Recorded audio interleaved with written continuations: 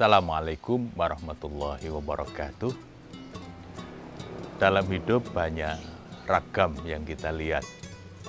Ada sahabat yang sampai hari tua, orang sering menyebutnya hidupnya masih belum jelas. Tapi ada yang sejak awal itu sudah meniti karir atau menentukan arah hidupnya itu dengan sangat bagus sekali. Beberapa waktu yang lalu saya baru kehilangan sahabat bermain. Sebetulnya beliau ini senior saya, tapi kemudian bermain bersama kami.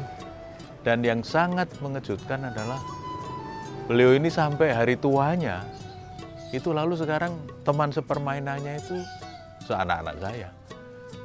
Jadi meskipun beliau senior, tetapi sampai usia tua, itu hidupnya hanya dihabiskan untuk bermain-main.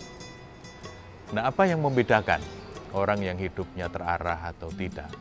Ya tentu soal tujuan dan bagaimana yang bersangkutan punya komitmen terhadap tujuan yang sudah dia pilih.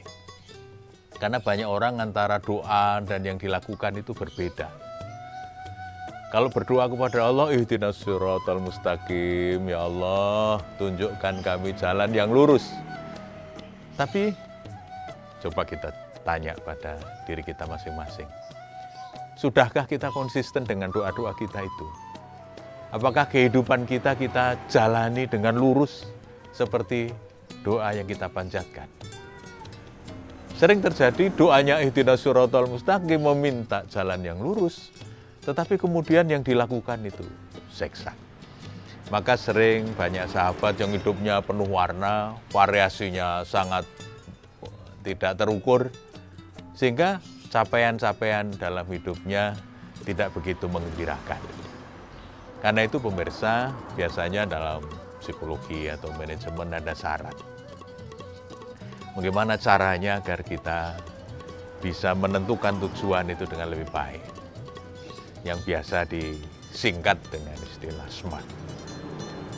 Spesifik, measurable, attainable, realistic, dan tangible. Berarti kalau kita menentukan tujuan, pertama usahakan yang spesifik. Misalnya kita mohon kepada Allah, ihdinas siratal mustaqim. Kita minta jalan yang lurus, jelas itu jalan kebenaran. Tetapi jalan kebenaran itu lebar sekali. Nah, mana yang kita pilih? Di bagian mana? Saya misalnya memilih jalur psikologi saya.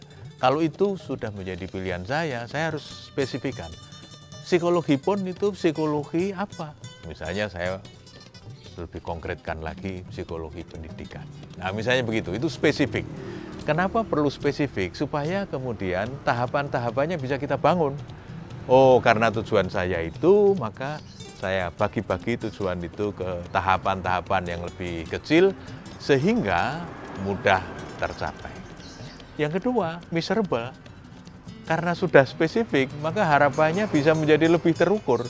Karena seringkali orang menentukan ketika ditanya cita-citanya apa, ya menjadi orang baik. Ya, orang baik itu bisa di bidang apa saja.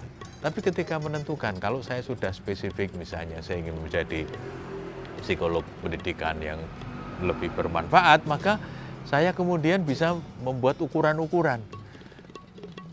Di bidang pendidikan, apa yang bisa saya berikan manfaatnya? Misalnya, saya membantu beberapa sekolah atau saya membantu keluarga dalam bidang parenting agar pendidikan putra-putri mereka bisa jadi lebih baik. Nah, itu terukur.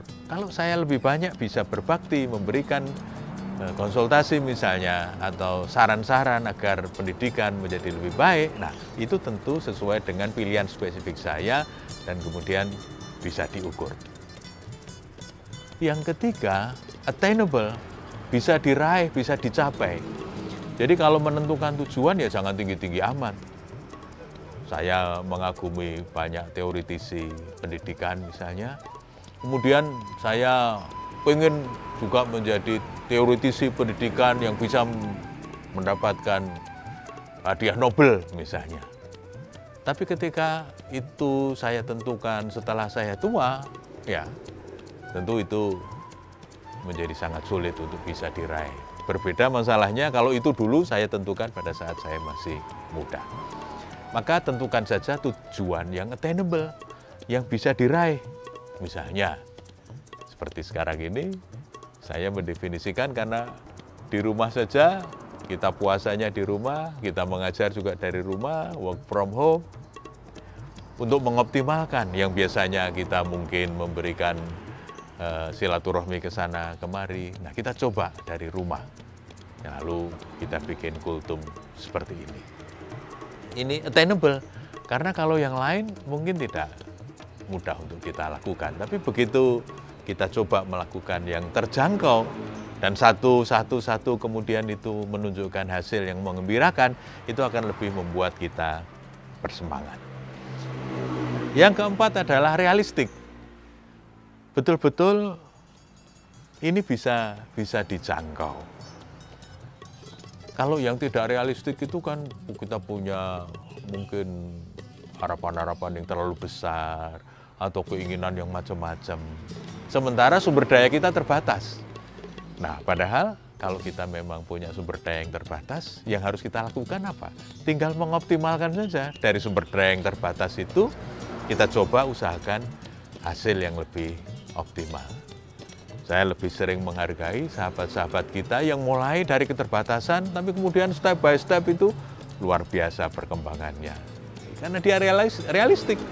Saya seperti ini, ya saya coba kembangkan dari apa yang saya punya, apa yang saya miliki.